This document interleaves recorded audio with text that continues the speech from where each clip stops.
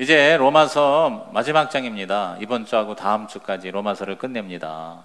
한 1년에 걸쳐서 로마서 강해를 할 수 있었다는 게 저한테는 굉장한 특권과 은혜이고요.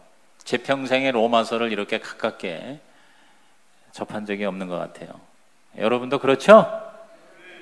네, 단지 로마서 강해 설교를 1년 들었다 하는 것으로 끝나면 너무 아까운 것 같아요. 여러분, 로마서의 핵심인 복음, 하나님의 구원을 주시는 위대한 복음의 능력으로 무장되기를 주의 이름으로 축원합니다. 구원의 확신이 확실하고 복음에 대한 교리가 질서정연하게 여러분의 마음에 잡혀서 여러분이 2주 전에 설교한 복음의 지사장 되시기를 주의 이름으로 축원합니다. 이 16장에서 이 바울은 이제 문안 인사를 합니다. 사실 중요한 건 다 끝났고요. 로마 교회 교인들에게 바울이 자기와 함께한 동역자들의 이름을 하나하나 불러가면서 아주 자상하게 인간미 넘치게 문안 인사를 해요. 바울은 혼자서 열심히 일한 게 아니라 평신도 동역자들과 함께 일했습니다. 여기 보니까 37명이나 나와요. 그 이름을 세보니까. 그리고 그 가운데는 여성 동역자가 9명이나 돼요. 저는 오늘 이 말씀을 통해서 여러분이 이 사도 바울의 이 동역자처럼 우리 성시교의 동역자, 여러분 담임 목사의 동역자가 되기를 주님의 이름으로 부탁을 드립니다. 말 그대로 복음 특공대인 것 같아요. 그래서 이렇게 사실 읽기도 쉽지를 않아요. 이름 다 이렇게 나와 있는데 여기서 무슨 메시지가 나올까 묵상하다가 정말 이 하나님 나라의 일꾼의 특징을 여기서 보게 돼요. 우선 첫째가 뭐냐면 교회의 일꾼. 시작. 교회의 일꾼이에요. 자, 1절을 보십시오. 16장 1절에 다 같이 시작. 내가 갱그레아 교회의 일꾼으로 있는 우리 자매 베베를 너희에게 추천한다 그랬어요. 교회의 일꾼에다 미치시세요. 교회의 일꾼. 갱그레아 교회의 일꾼. 갱그레아 교회는 고린도 교회를 말하는 거예요. 고린도 지역에 2개의 항구가 있는데 그 중에 하나가 갱그레아예요. 근데 거기에 교회 일꾼으로 있는 우리 자매 베베라고 그랬어요. 자, 40명 가까운 사도 바울의 동역자의 이름 중에 첫 번째 나오는 이름이 바로 여성 이름이에요. 자매 베베라 그랬어요. 이 베베는 바울이 고린도에서 전도해서 예수 믿게 한 자매인데 사도 바울을 전적으로 섬겼어요. 아마 비서 같은 일을 했고, 또 2절을 보십시오. 너희는 주 안에서 성도들의 합당한 예절로 그를 베베를 영접하고 무엇인지 그에게 소용되는 바를 도와줄지니 이는 그가 여러 사람과 나의 보호자가 되었다 그랬어요. 여기 보호자라는 말이 영어 성경에 보니까 a great help 그랬어요. great help, 즉 위대한 도움이 되었다 그랬어요. 그러니까 사도 바울이 이 독신으로 목회하는데 정서적으로도 굉장히 큰 위로가 되었고 물질적으로도 이 베베가 굉장히 부유한 여자였던 것 같아요. 그래서 헌신을 했고, 그리고 무엇보다도 이 로마서를 로마 교회에다가 보냈는데 그 당시에는 우편 제도가 없잖아요. 그러니까 인편으로 편지를 보냈는데 그 로마서 편지를 가져간 사람이 바로 이 베베예요. 그러니까 그만큼 사도 바울이 아끼고 신뢰하고 사랑했던 동역자였던 것 같아요. 오늘 저와 여러분이 이 베베처럼 교회의 신실한 일꾼이 되시기를 주님의 이름으로 축복합니다. 이 베베를 포함해서 여기 여성 이름들이 바울의 동역자로 언급되는 걸 보면 굉장히 이것이 파격적이고 획기적인 거예요. 그 당시에 여성은 오늘과 달리 인격적인 대우를 못 받았습니다. 사실 이 여성이 남성과 동등한 권리를 가진 것은 역사상 최근의 일이에요. 미국 같은 나라에서도 한 150, 200년 전만 해도 여성이 투표권이 없었습니다. 그리고 여성을 하나의 소유로 생각했던 거예요. 그런데 예수님이 오셔서 여러분 얼마나 여성을 높여 주었습니까? 여성의 가치를 인정해 준 거예요. 그런데 예수님처럼 사도 바울도 여성을 자기의 귀한 동역자로 선출을 하고 양육하고 그리고 동역을 했다는 걸 여기서 볼 수 있어요. 그 당시에 로마 사람도 그랬지만 유대 사람도 아침에 일어나서 첫 번째 감사가 뭐냐면 여자로 태어나지 않은 걸 감사했다는 거예요. 참 어이없는 일이죠. 근데 그 정도로 여성을 사실은 우습게 보던 시절에 여러분 사도 바울은 여성을 귀하게 쓴 거예요. 오늘도 사실은 이 여성들이 교회에 정말 중요한 일꾼으로 많이 섬기고 있지 않습니까? 만약에 우리 교회에 여성이 없다면 교회가 제대로 세워질 수가 없을 정도로 여성들이 주님과 몸된 교회에 헌신하고 있는 것입니다. 이 여성뿐만 아니라 그 당시에 교회는 아주 정말 획기적이었어요. 세상에서 천하게 여겼던 사람 다 교회 안에서는 귀하게 일꾼으로 쓰임받을 수가 있었어요. 유대인뿐만 아니라 이방인도, 또 높은 사람뿐만 아니라 낮은 사람, 귀족뿐만 아니라 노예도, 남자뿐만 아니라 여자도, 이른바 남녀노소 빈부 귀천 모든 계층이 다 그리스도 안에서 한 가족이 되는 것이, 이게 바로 뭐예요? 예수 그리스도의 몸된 교회의 신비예요. 할렐루야. 여러분, 교회는 이렇게 하나님의 은혜의 덩어리입니다. 그래서 교회는 모든 하나님의 사랑과 은혜의 충만 중에 충만이라고 말씀하시는 겁니다. 이 베베와 비슷한 일을 한 남자 동역자로서 더디오라는 인물이 있었습니다. 자, 22절 보면은요, 이 편지를 기록하는 나 더디오도 주 안에서 너희에게 문안한다 그랬어요. 그러니까 이 로마서 편지를 사도 바울이 이제 구술을 하면 그거를 직접 기록한 비서가 바로 더디오였어요. 더디오. 그러니까 베베는 여자 비서고 더디오는 남자 비서였던 것 같아요. 그런데 이 더디오 참 재밌는 것 같아요. 자기가 슬쩍 편지 쓰면서 자기 이름을 쓱 집어넣은 거예요. 이 편지를 기록하는 나 더디오도 문안한다 이렇게 쓴 거예요.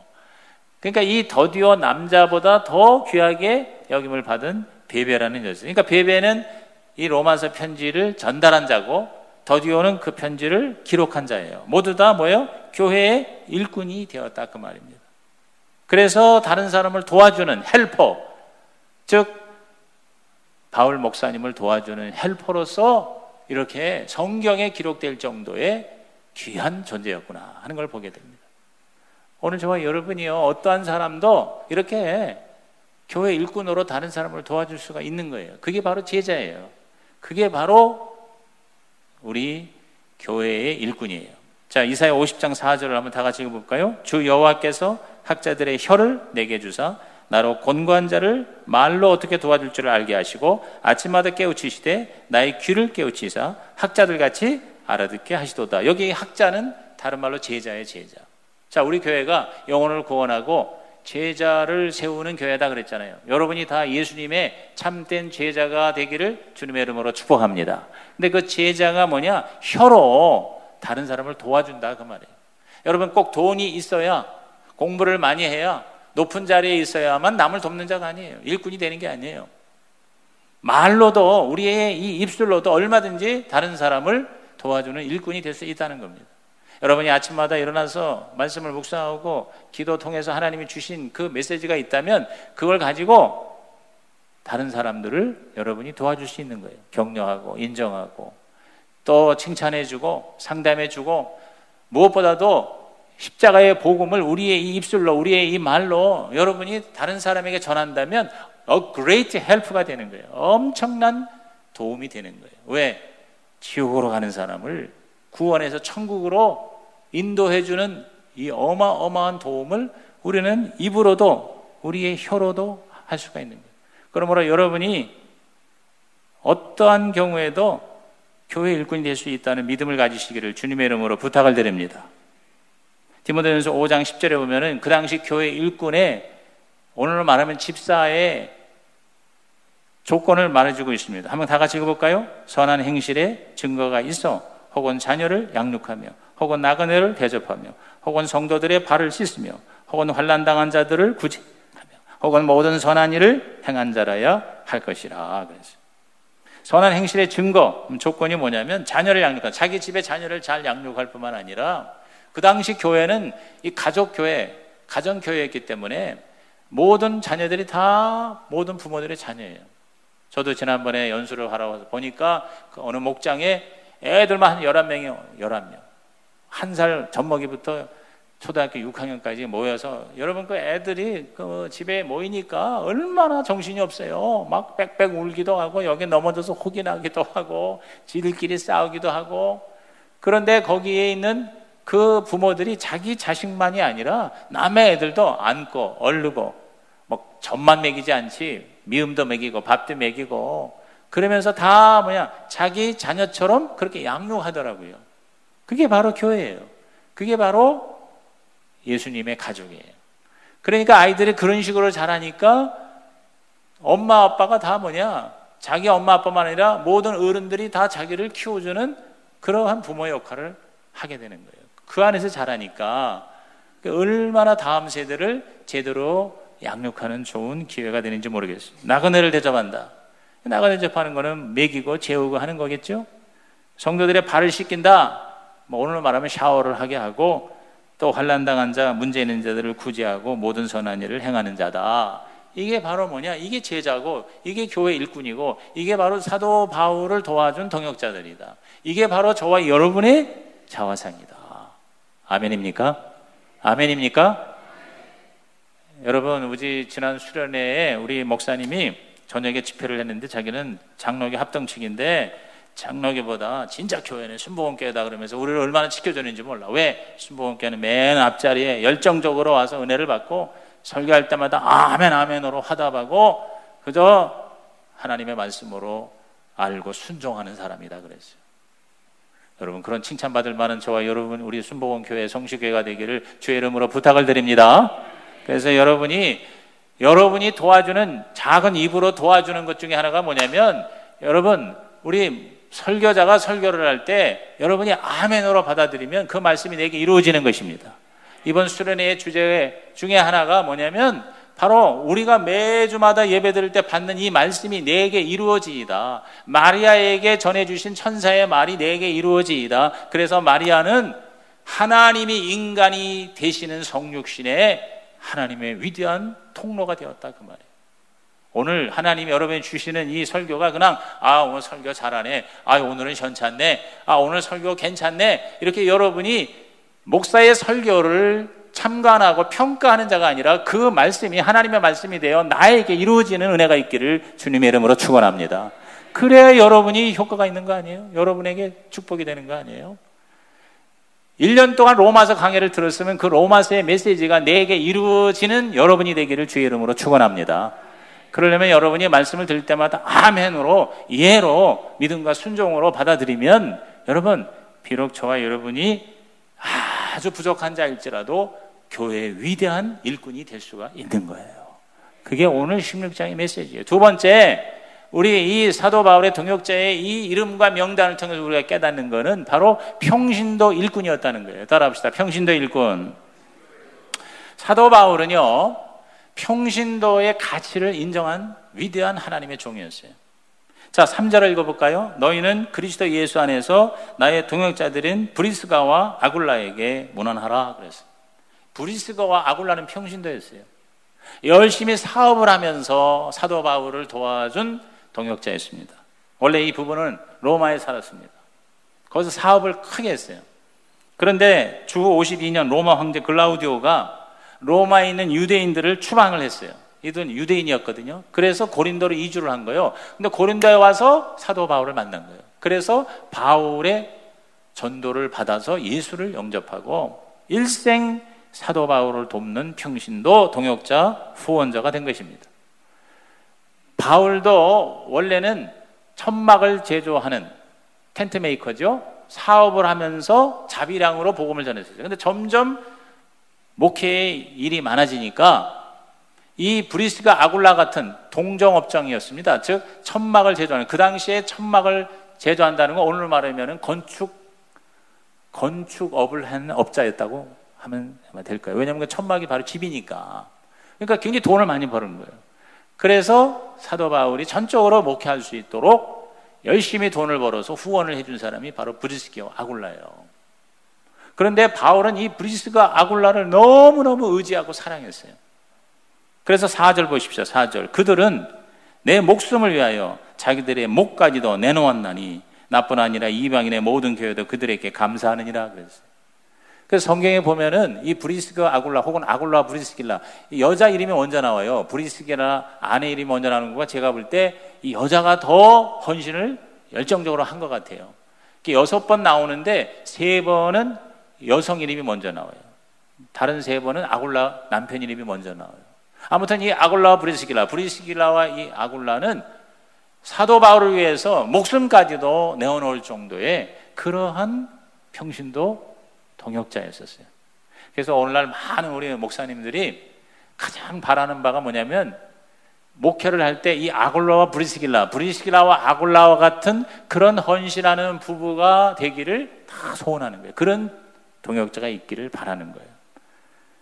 이 성시교회에도 저에게도 브리스길라 아굴라 브리스길라가 일어나기를, 여러분이 그러한 동역자가 되기를 주님의 이름으로 부탁을 드립니다. 부탁을 드립니다. 이들 부부의 특징이 뭡니까? 열린 마음을 가지고 충성심이 있었고 자기에 있는 모든 것을 하나님께 드리며 가정을 개방하여 바로 집이 교회가 되었다는 겁니다. 자, 5절 보십시오. 자, 1, 2, 3, 4, 5절 계속 읽어가는 겁니다. 또 저희 집에 있는 교회에도 문안하라. 여기 저희 집에 있는 교회, 그러니까 제 생각에는 이들이 사업을 해서 돈을 많이 버니까 집을 좀 큰 거를 얻은 것 같아요. 그래서 그 집을 바로 교회로 삼은 거예요. 여러분, 이 가정교회에 대해서 제가 이 방향을 그쪽으로 자꾸 가지고 싶은 이유가 누가 시켜서가 아니고 프로그램이 좋아서가 아니라 성경적이기 때문에 그런 것입니다. 원래의 교회는 이렇게 큰 건물을 가진 모습이 아니었습니다. 바로 집이, 가정이 교회였어요. 그리고 전체가 모여서 이렇게 연합으로 예배를 드리는 거지, 교회 자체는 바로 가정에서 몇 가정이 모인 그것이 바로 교회가 되는 거예요. 우리가 교회를 다니는 게 아니에요. 바로 예수를 믿으면 교회가 되는 거예요. 그런데 브리스가 아굴라가 자기 집을 교회로 제공을 하고 그 집이 바로 교회가 되었다는 거죠. 그러니까 브리스가 아굴라는 그 자기 집의 교회를 목회하는 평신도 목회자였을 것이다라고 보는 것입니다. 공감하시면 아멘 하시기 바랍니다. 여기 사도 바울의 선교 여행에도 모든 고생을 하면서 끝까지 동행을 했어요. 고린도서 16장 19절에도 아시아의 교회들이 너희에게 문안하고 아굴라와 브리스가와 그 집에 있는 교회가 주 안에서 너희에게 간절히 문안하고 그래요. 그러니까 가는 곳마다 아시아의 교회를 세웠을 때 이 아굴라와 브리스길라가 바로 평신도 동역자로서, 목회자로서 사도 바울과 함께 다니면서 가는 곳마다 집을 얻어서 그 집이 바로 교회가 되고, 이러면서 1차, 2차, 3차 선교 여행에 동참을 했다는 거예요. 사도행전 18장 26절에도 그가 회당에서 담대히 말하기 시작하거늘 브리스길라와 아굴라가 듣고 데려다가 하나님의 도를 더 정확하게 풀어 이르더라. 평신도 동역자였지만 회당에서 목회하는 전문적인 주의 종의 메시지가 좀 부족한 거를 보고 오히려 가서 십자가의 도를 풀어주었다 그랬어요. 그러니까 물질적으로 몸으로만 헌신한 게 아니라 영적으로도 성경적으로도 준비가 되어 있는 평신도 일꾼이었다는 것입니다. 디모데후서 4장 19절에도 브리스가와 아글라와 및 오네시브로의 집에 문안하라 그랬어요. 여기 뭐예요? 집이라고 그랬잖아요. 집이, 가정이 바로 교회가 되고 그 교회의 평신도가 바로 뭐예요? 목사와 같은 목회자 역할을 하는 거예요. 나는 뭐 평신도고, 나는 아는 게 없고, 나는 너무 작고, 나는 약하기 때문에 나는 못해요. 그게 아니라는 거예요. 여러분, 성경에 보면 하나님은요, 능력인 자를 쓰시는 게 아니라 순종하는 자를 쓰시는 것입니다. 아멘? 자, 보세요. 이사야 60장 22절 보세요. 다 같이 읽습니다. 시작. 그 작은 자가 1000명을 이루겠고 그 약한 자가 강국을 이룰 것이라. 때가 되면 나 여호와가 속히 이루리라 그랬어요. 작은 자가 1000명을 이룰 수 있다. 문자 그대로 여러분 받으세요. 여러분이 작다고 생각합니까? 여러분 작은 자가 1000명을 하나님 앞에 세우겠다는 거예요. 믿으시길 바랍니다. 강국을 이루시기를 주의 이름으로 축원합니다. 평신도의 위대한 가치, 이미 몇 년 전에 천국 가신 오카는 목사님이 평신도를 깨운다, 줄여서 보통 평깨라고 그래요. 그래서 제자훈련, 획기적으로 제자훈련을 해서 평신도들이 훈련을 받아서 다락방이라고 하는, 그게 구역이고 목장이고 여러 가지 이름이 붙이지만 그 안에 목회를 하게 했습니다. 그러나 이 제자훈련은 철저하게 그 목회자를 돕는 조력자의 역할을 했지, 그 자체가 주도적으로 평신도 목회자가 되는 쪽으로까지는 발전이 안 됐어요. 그것을 뛰어넘는 게 바로 가정교회, 목장교회예요. 그 목장을 이끌어가는 목자가 일을 하면서도 아굴라 브리스길라처럼 성도들을 섬기는 거예요.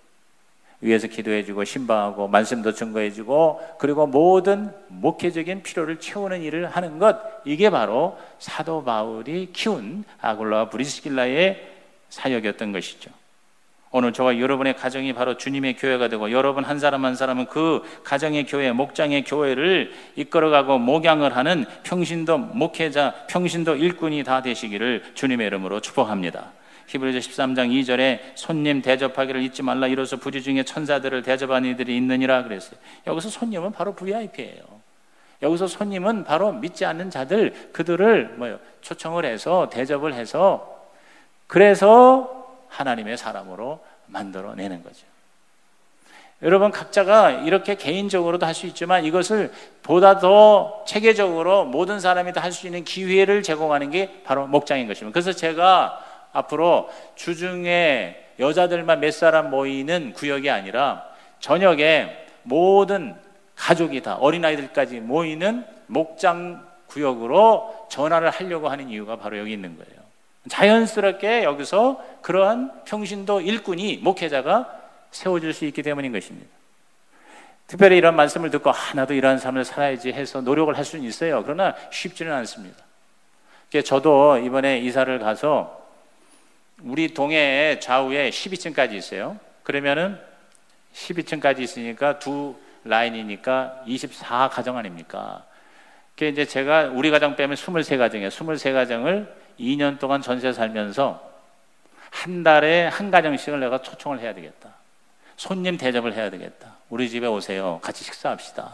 그러면서 얼굴과 이름을 익히고 그들이 예수를 믿는지 안 믿는지를 한번 확인하고, 그래서 이제 관계를 맺으면 그 다음에 뭐예요? 교회로, 예수 영접으로, 목장으로 초청할 수가 있잖아요. 그들이 싫다고 그러면 할 수 없는 거예요. 그러나 거기에 응하는 사람, 그렇게 해서 저는 그런 계획을 하고 있어요. 한번 그렇게 해보려고 그래요. 그래서 내 주위에 있는 사람들, 이웃들을 주님 앞으로 인도를 해야 되겠다. 사실 쉬운 일은 아니에요.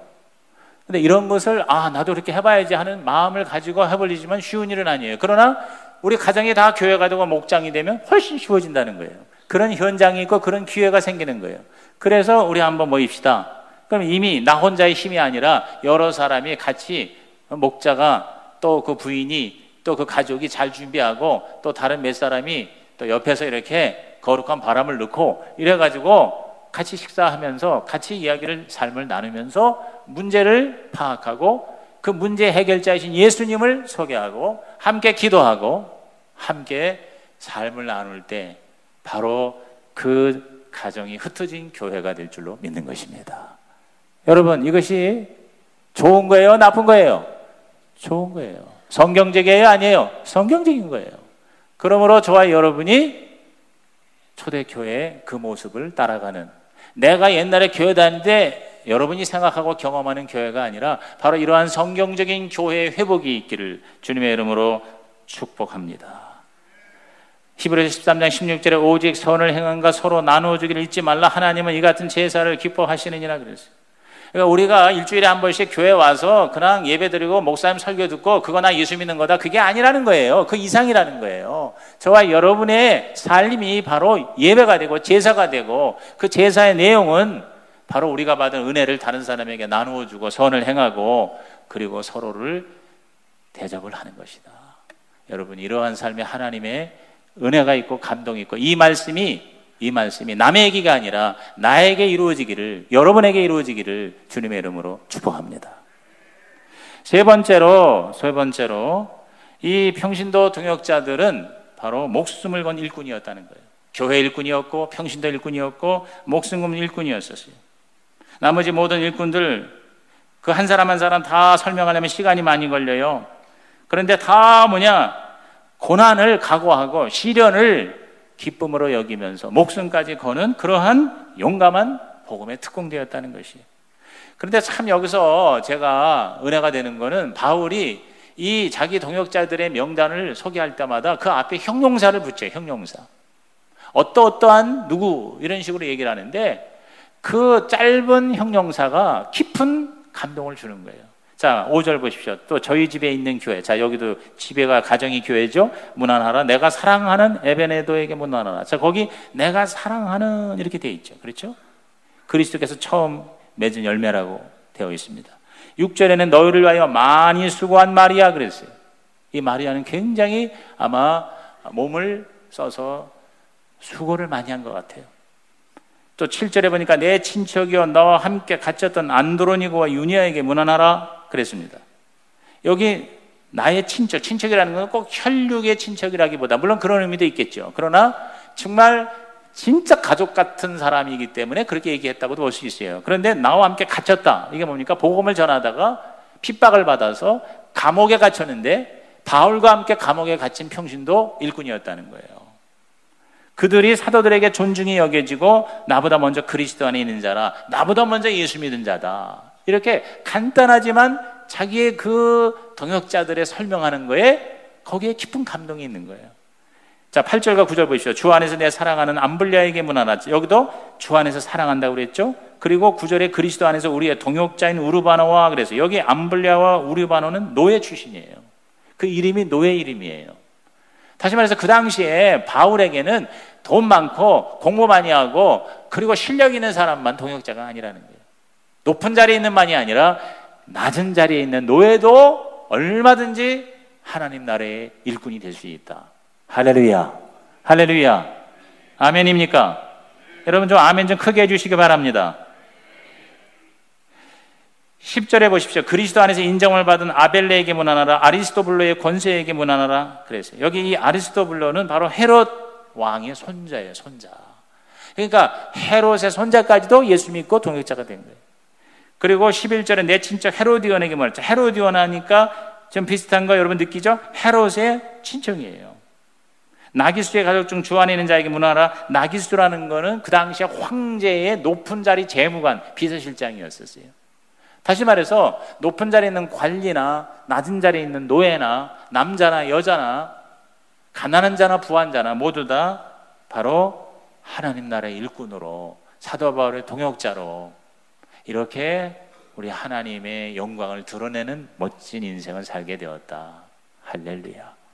여러분, 이 이름이 나오는 거는요, 그만큼 정말 교회에 귀한 가치 있는 일꾼이었다는 것을 여기서 증명해 주고 있어요. 12절에 주 안에서 수고한 두르베나와 두르보사에게 문안하라 그랬어요. 주 안에서 많이 수고 살아가는 버시에게 문안하라. 13절에 주 안에서 택하심을 입은 루포와 그래서 이 루포는 예수님의 십자가를 대신 지신 구레네 시몬 아들이에요. 시몬의 아들이 나중에 예수 믿고 사도 바울의 동역자가 된 거예요. 그래서 주 안에서 택하심을 입었다고 그러는 겁니다. 나머지 사람들 다 모두 출신과 성분이 다르지만 함께 가족을 이루는 하나님의 일꾼들이었어요. 14절 15절에 보면 여러 사람이 나오는데 그들의 특징이 함께 있는 형제들 그랬어요. 15절에도 그들과 함께 있는 모든 성도, 그러니까 여기 37명의 이름만이 아니라 수많은 많은 성도들이 동역자가 되었다는 거예요. 여러분, 평신도의 가장 좋은 점이 뭐냐면 익명성이에요. 익명성. 여러분, 교회 하면 어느 큰 교회 이름난 목사 이들만 대단한 주의 종이라고 생각하는데 그렇지 않습니다. 저는 천국에 가면은요 굉장히 놀라운 일들이 많이 일어날 것 같아요. 이 세상에서 유명한 목사님들은 아마 내가 볼 때는 많은 경우 밑에 있을 것 같아요.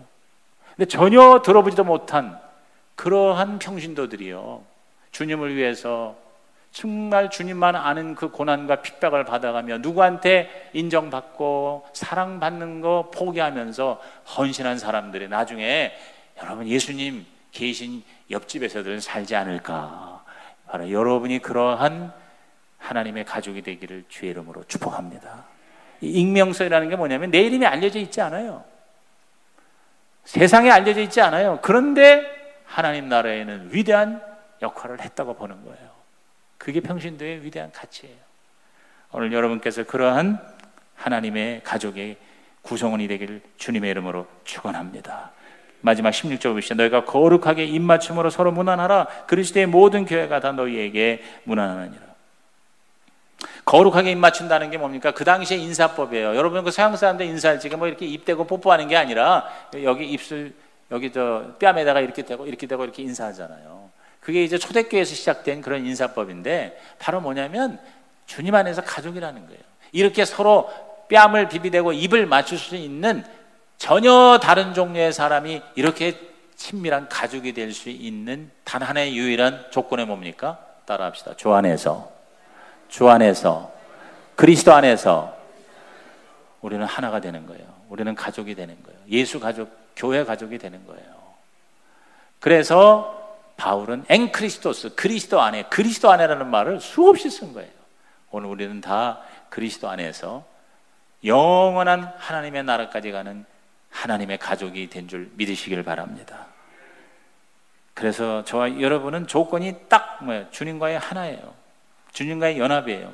오늘 이 성찬은, 세례는 바로 주님과 내가 하나 되는 겁니다. 우리 마지막 요한복음 15장 6절 큰 소리를 읽습니다. 시작. 사람이 내 안에 거하지 아니하면 가지처럼 밖에 버려져 마르나니 사람들이 그것을 모아다가 불에 던져 사르느니라.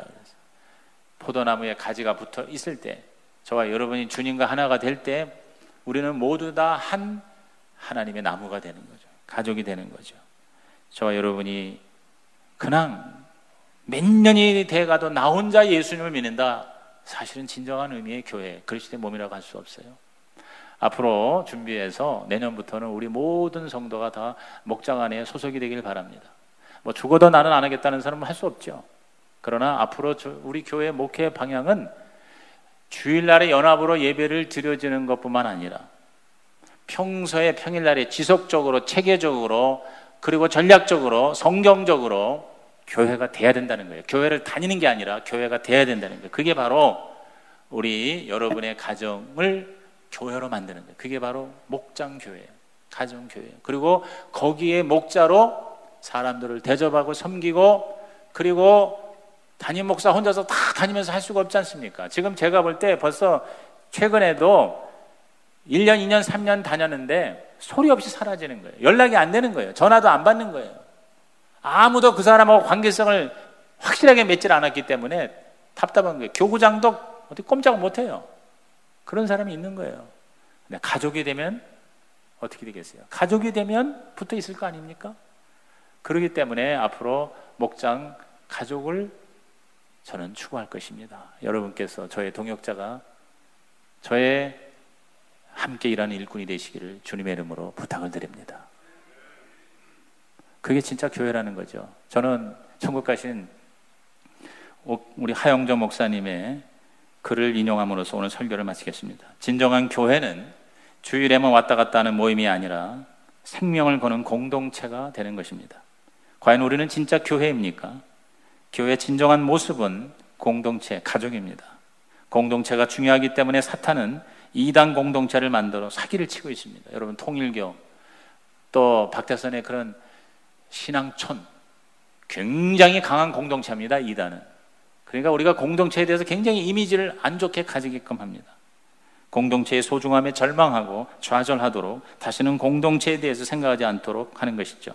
초대교회는 생명을 걸고 예수를 믿었는데 우리는 취미로 예수를 믿고 있습니다. 예수 믿는 것이 재미와 취미이고, 혹시 교회 가지 않으면 사고 날 것 같아서 두려움에 교회 나갑니다. 자기 삶을 바치고 헌신하여 시간을 들여 살아계신 하나님 앞에서 결단하며 믿는 사람은 극히 적습니다. 그렇게 믿는 사람을 우습게 여깁니다. 그러기에 세상은 하나도 변하지 않고 나 자신도 변하지 않는 것입니다. 10년을 믿어도 거기서 거기입니다. 진짜 교회가 되기를 주님의 이름으로 축원합니다. 그래서 기도하겠습니다. 하나님, 오늘 이 말씀 들은 성도들마다 바로 교회가 되고, 바로 예수 가족이 되고, 바로 하나님 나라의 일꾼이 되게 하여 주시옵소서. 예수님의 이름으로 기도하옵나이다.